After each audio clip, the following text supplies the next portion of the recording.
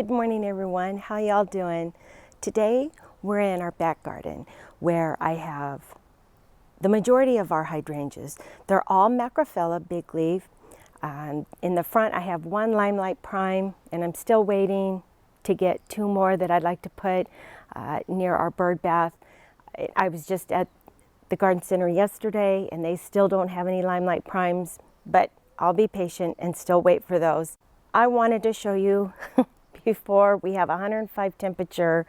In 2-3 days, it's going to be between 105 and 108 unseasonably, but it's going to be a spread of those days.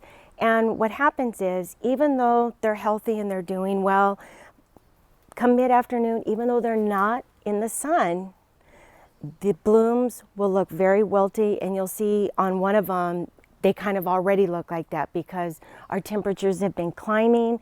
And I don't know if that's a sign of what our summer's going to be like, but these have been blooming now for well over a month. And I knew that I wanted to make sure that you could see them. And me explain that the majority of these, my dog is, I hope you don't hear him, he's rustling through the oleander.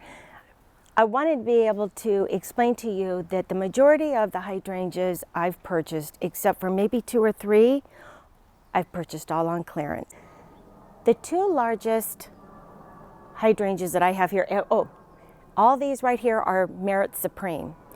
They are zone, I think it's 6 to 9 or 5 to 9. I'm not sure. If I'm wrong, I'll make sure that I put it on the screen. They get about 3 to 4 feet tall. And I think you can change these to blue if you alter the pH of the soil, but I prefer to let these be pink. This one right here I purchased 2 years ago on clearance, and that one I purchased 1 year ago on clearance. And so that's why this one looks far more mature. The one in the middle here, just next to the birdhouse post, we purchased that full price this year. And when we come around the corner, you will see, when the camera pans around the corner, the ones near the end I purchased on clearance. And so this area, I've held off on putting hydrangeas here for so long because I didn't want to plant something so nice knowing that we had to stucco. But I kind of tired of waiting. So I went ahead and planted it anyway, and if I lose 1 or 2 during the course of us getting it stuccoed, then I'm willing to take that risk. Just in front of that, I planted electric lime coleus and some impatiens, and and then off to the side a little bit of carex, because I wanted it to mimic the other side of the walkway as you go into the garden. This is just a sample of about, I think, 10 pink sensation Macrophylla hydrangeas that I picked up on clearance. And you can tell the blooms are a bit spent and not quite as healthy as they could be. But if you look closely, so these leaves are dried and crunchy, and I need to kind of just pull them off. But down here you see all the new growth. And I probably would not pick this up typically if I didn't know that I had the ability to bring it back to life.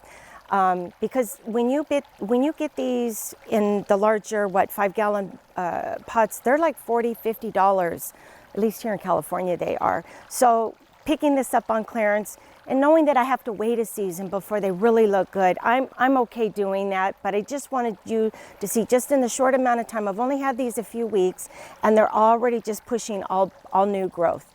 And I'm not sure where I'm going to put them yet, but I'm going to find a spot. And even if I don't have enough room, I'll make sure that I can give some to my mom, because she loves them as well. And she has far more shade in her garden than I do. I think these early blue hydrangeas, which are zone 5 to 9, are probably the ones I look forward to the most, because I really try and concentrate on making sure that they can be I want to say the bluest of blue. I've only had them a few years, and I think, if memory serves me correct, they were in little 4-inch pots. So these were really small when I originally planted them.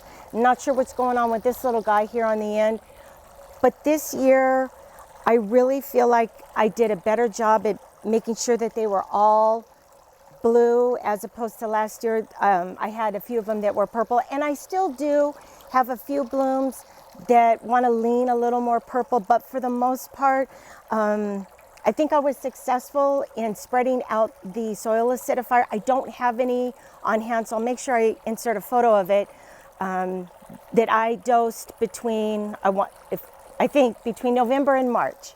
And I gave them a little bit of soil acidifier each month, ending in March.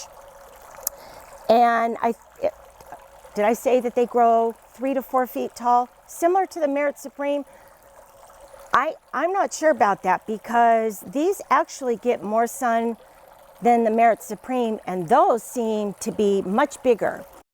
In front of that, we did the hostas, and you'll probably be able to see that I need to bait for snail and slugs. We have a really large population of those here. And then in between, I did impatiens again. Impatiens really do love the shade, unless you live by the beach. If you live by the beach, and when I mean that, like on the West Coast, they can be in the sun all day long.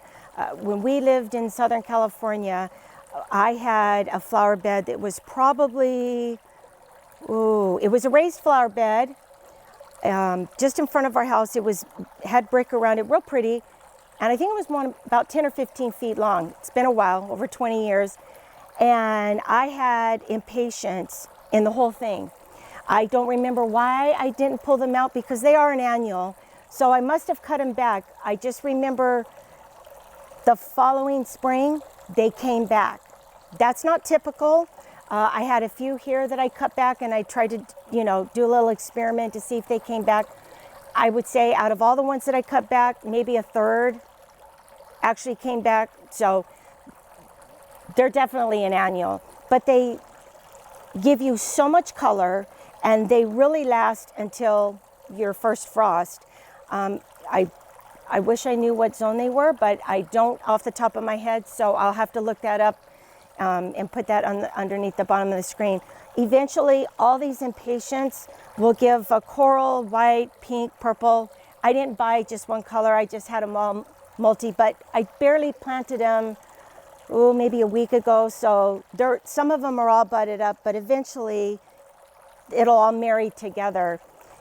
Just in front of the hostas, you'll see that the purple trailing lantana, that's a beast. I want to make sure I keep that trimmed so it doesn't encroach upon the hostas and impatiens. But on both sides, you can tell that the agapanthus, of course, their nickname is Peter Pan, and that's what I always call them. When I'm talking to my husband, I go, hey, the Peter Pans, we got to bait the Peter Pans for snail and slug. It has gotten warm so quickly here in the Fresno area that they're already opening up and getting ready to bloom. So I'll probably do my first tour of our back garden ever. I'm a little nervous because it's such a work in progress, but I'll probably do that one before I do the front garden. Thank you so much for watching. I hope you guys are having a really good week, and we'll see you soon. Bye.